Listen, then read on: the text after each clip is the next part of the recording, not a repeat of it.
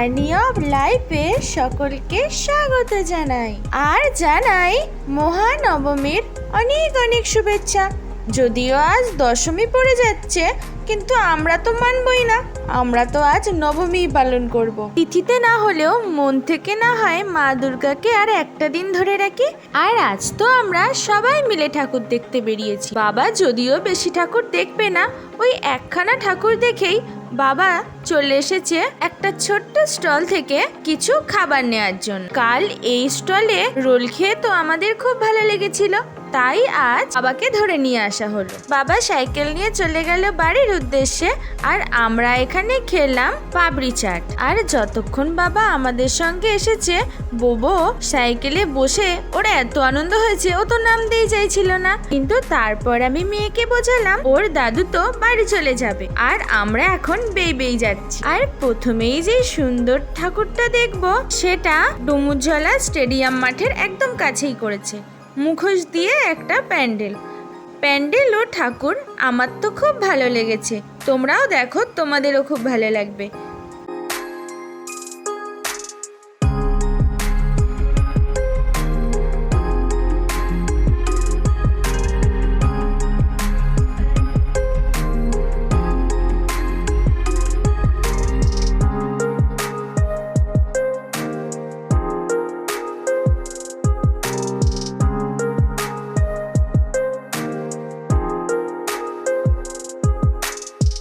এখানে তো দুখানা দেবীর মূর্তি হয়েছে, এটা তো একটা মডেল।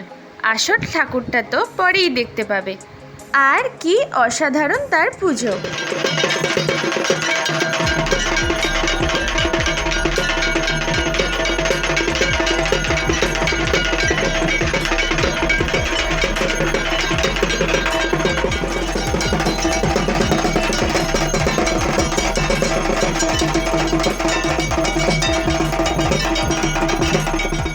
এরপর ওখান থেকে হয়ে আমরা ক্যাচাল সঙ্গের ওদিকে ঠাকুর দেখতে গেছিলাম। আর এই যে মণ্ডপটা দেখছো, লাইনটা দেখো, কত ভিড় ছিল। কিন্তু আমি তো আগের ভিডিওতেও বলেছি, আমার কাছে যেহেতু পাস আছে, আমি সেই দিয়েই সব জায়গায় ঢুকতে পারি। খুব সুন্দর ছিল এই প্যান্ডেলটা, পুরো করেছে কাপড় দিয়ে। আর আমি দেখলাম ওখানে আবার বস্ত্র বিতরণের অনুষ্ঠান হচ্ছে, যেটা আমার খুবই ভালো লেগেছে। মন্দিরের ভেতরটা ছিল খুব অন্ধকার, আর এই অন্ধকারের মাঝে কত অসংখ্য মুখ আঁকা দেখো।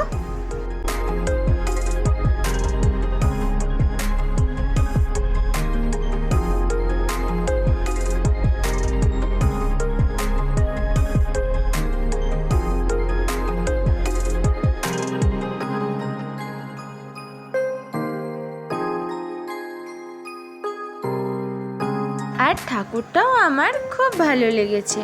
আর আজকের মেকআপ লুকের ভিডিওটা না আমি করতে পারিনি, তাই এই লুকটা আমি পরে আর একবার করে আপলোড করব।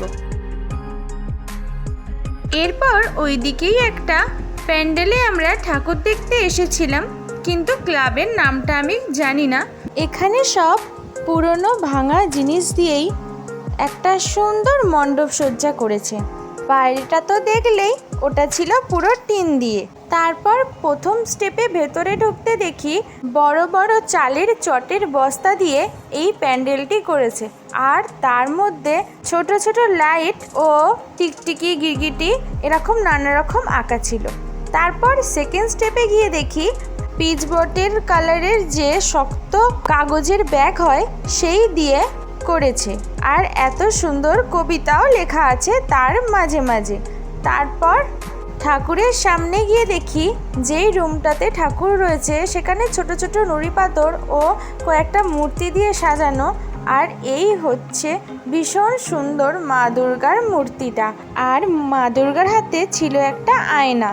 এরপর একটা দোকানে ঢুকে আমার মেয়ে খেলো একটা মাজা, আর আমরাও নিয়ে নিলাম একটা কোল্ড ড্রিঙ্কস। এরপর এলাম একটা রামকৃষ্ণের আশ্রমে। কি সুন্দর দেখো, খুব সুন্দর সাজানো গোছানো ছিল এই মন্দিরটা। আর ছিল বাচ্চাদের একটা দোলনা, ও এই যেটা ঘোরে এটাকে কি বলে আমি জানি না, তাই মেয়েকে এটাই শুধু চাপিয়েছিলাম। আর দোলনাটা ভর্তি ছিল, তাই ওকে চাপাতে পারিনি। আর দোলনাটা চাপা হয়নি বলে মেয়ের তো মন খারাপ হয়ে গেছিল। ওখান থেকে বেরিয়ে এসে আমরা দেখলাম এই সুন্দর মণ্ডপটা, আর ধারে ধারে যেই পেন্টগুলো করা আছে ওগুলো কি করে জানো? বোর্ডের ওপর পেরেক পুঁতে তাতে সুতো জড়িয়ে করা। আর ঠাকুরটাও ছিল দুর্দান্ত।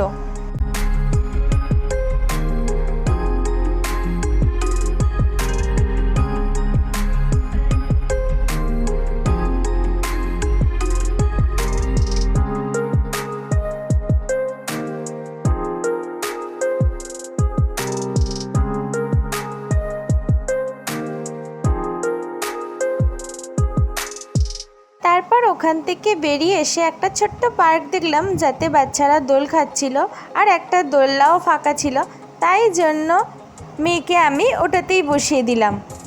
আর এটাতে বসে আমার মেয়ের আনন্দটা দেখো।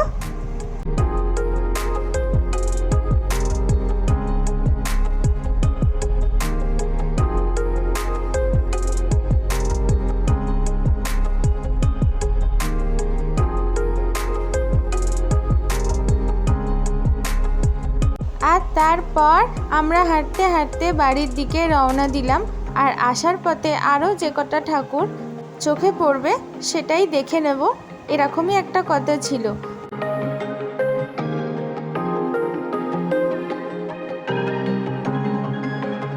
আর এই ঠাকুরটাকে দেখতে এসে দেখি এখানে মায়ের ভোগ দিচ্ছে।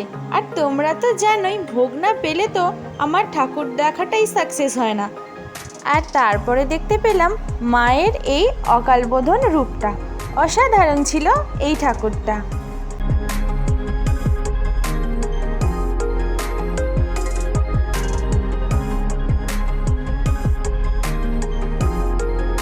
অনেকেই দেখি ঠাকুরের প্রসাদ দিলে নিতে চায় না, কিন্তু সত্যি কথা বলতে আমার অত বড়লোকি চাল নেই, বা আমি অত কোটিপতি ঘরের মেয়ে নই, তাই আমার ঠাকুরের ভোগ খেতে খুব ভালো লাগে।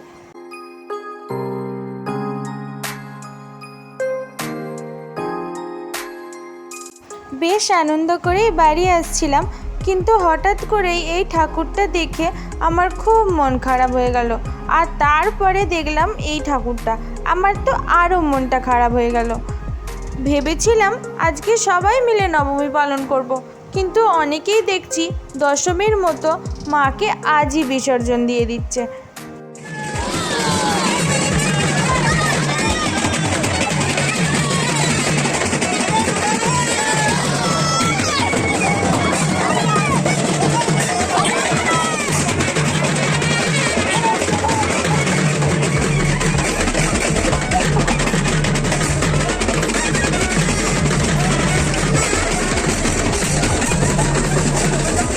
মা আমাদের সকলকে ছেড়ে বাড়ি চলে যাচ্ছে। তুমি খুব ভালো থেকো মা, আর সাবধানে যেও।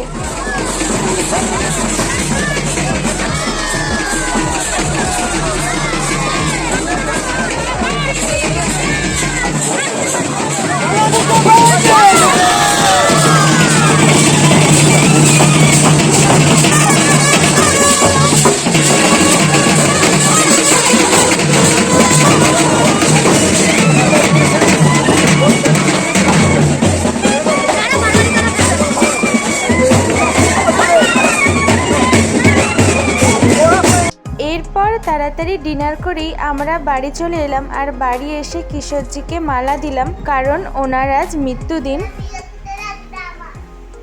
মুখে হাসি মনে দুঃখ, মা দুর্গা আমাদের ছেড়ে আজকে চলে গেলেন কৈলাসে। একদম ভালো লাগছে না, তাই আজকে বেরিয়েও যেন শান্তি হয়নি। কিছু কিছু ঠাকুর আছে, কিন্তু কিছু বিসর্জনের মাঝে মনে দুঃখ, সেই মনে একটা পূর্ণতা, সেই আনন্দ কিছুই পেলাম না আজকে। একটা মন ভরানোর জন্য, সময় কাটানোর জন্য জাস্ট একটু ঘুরতে বেরোলাম, কিন্তু মনে সেই অন্য দিনের মতো আনন্দ পেলাম না।